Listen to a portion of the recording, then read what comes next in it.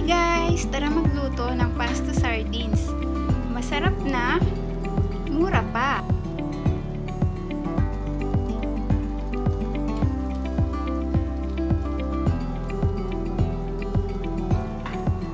Magpakulo tayo ng tubig at lagyan natin ng konting asin at mantika.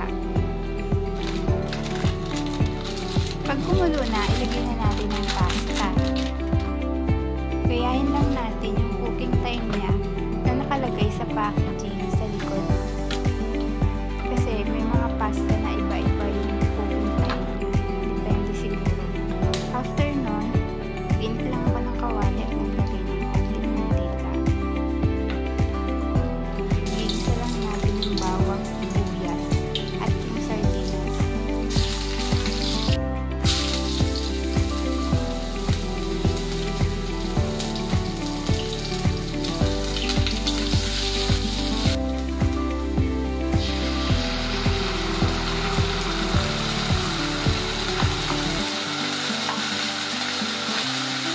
Durugin lang natin yung sardinas para lumaso sa mga pasta.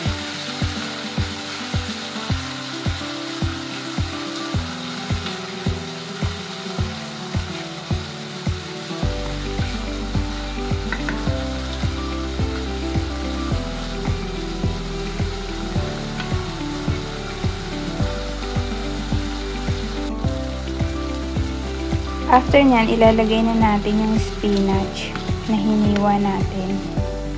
Spinach ang ginamit ko kasi wala naman ditong ibang gulay na pwedeng isama sa pasta, kundi spinach lang.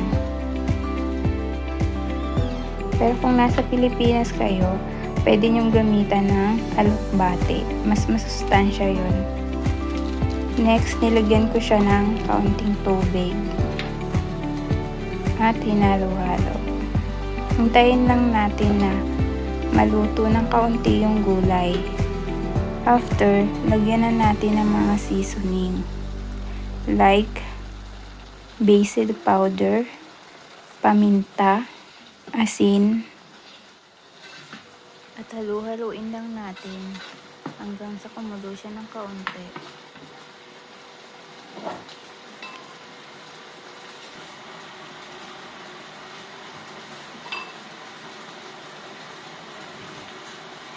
Pagluto na ng kaunti ang gulay, ilagay na natin ang pasta.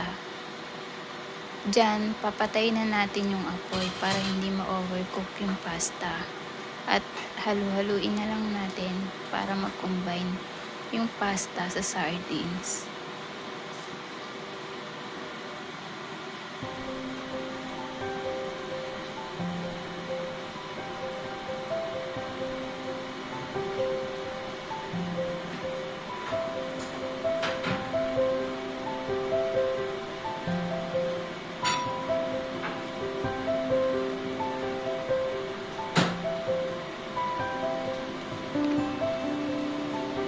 Luto na ang pasta sardines.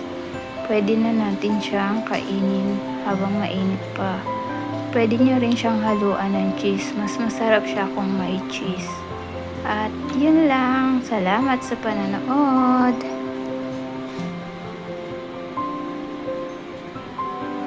Enjoy cooking and eating. Thank you.